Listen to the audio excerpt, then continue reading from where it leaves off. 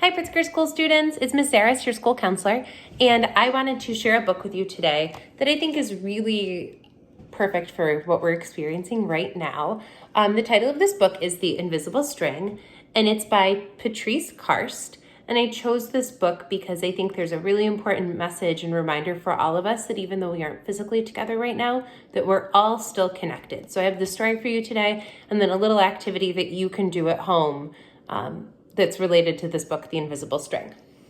And I wanted to share with you the dedication because I think that it's so sweet and it talks about the magic. And I know at Pritzker School we talk a lot about the magic that lies within. And so this book is dedicated to the children of the world and the magic of their strings. Liza and Jeremy, the twins, were asleep one calm and quiet night. Suddenly, it began to rain very hard. Thunder rumbled until it got so loud that it woke them up. "Mommy, Mommy," they cried out as they ran to her.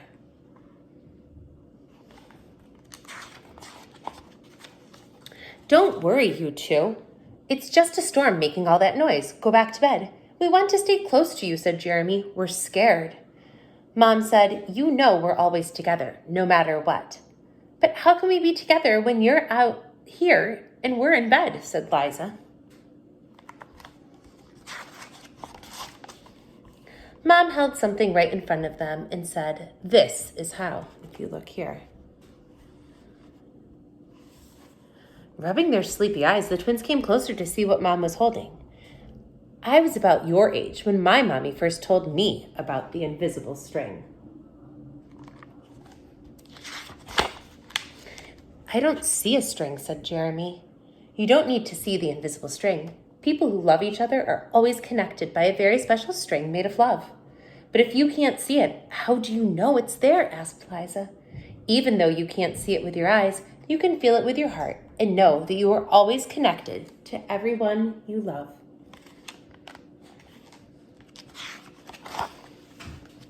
When you're at school and you miss me, your love travels all the way along the string until I feel it tug on my own heart. And when you tug it right back, we feel it in our hearts, said Jeremy.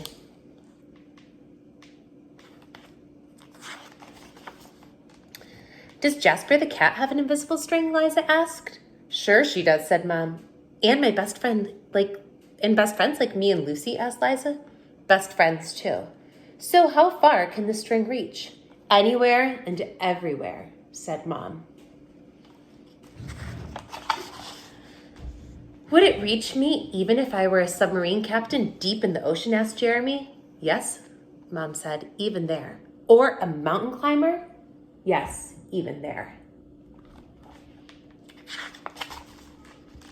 "A ballerina in France?"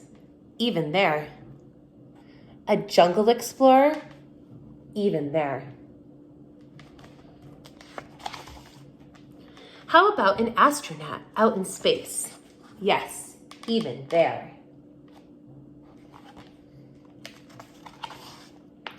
Then Jeremy quietly asked, "Can my string reach all the way to Uncle Brian in heaven?" "Yes, even there."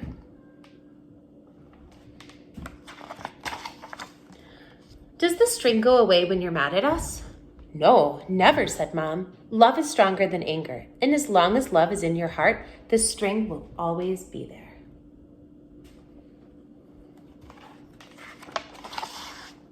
Even when you get old and can't agree about things like what movie to see or what game to play in the back seat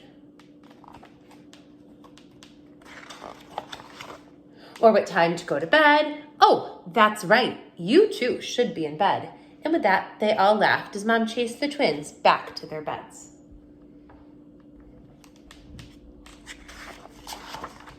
Within a few minutes, they were asleep, even though the storm was still making the same loud noises outside.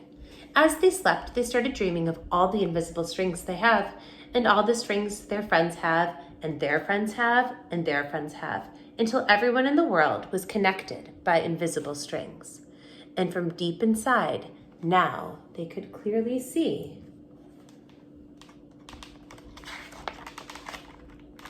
No one is ever alone. And that's the end of the book, The Invisible String. And on the back of it, here's my question for you, is where does your string go?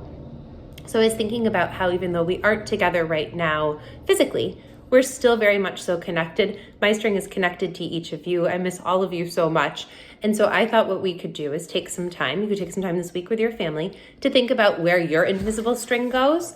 And so I have some invisible strings that go far to New York where my family is, that are connected to my children when I'm not with them during the day, that go to heaven, that are connected to family members and friends that I love that aren't here on earth with us anymore. But I also was thinking about how my string is still connected to you. So I just drew this chart. There's some worksheets online, but I drew it. And it just is my invisible string at the top. And I drew 2 boxes and my invisible string. And my invisible string that I'm thinking about today is me. And it goes to each one of you, my Pritzker School students.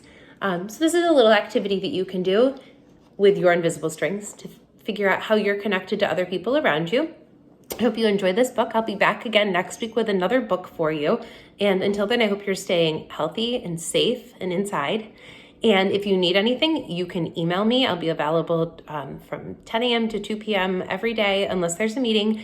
I might not always respond right away if you email me, but you can email me, your parents can email me if we need to set up a time to talk. We're able to do that. I can chat you or we can do video chats. So I'm still here from you, even though we're not physically together. And my string is very much so still connected to you. Hope you guys have a great day and I'll see you soon.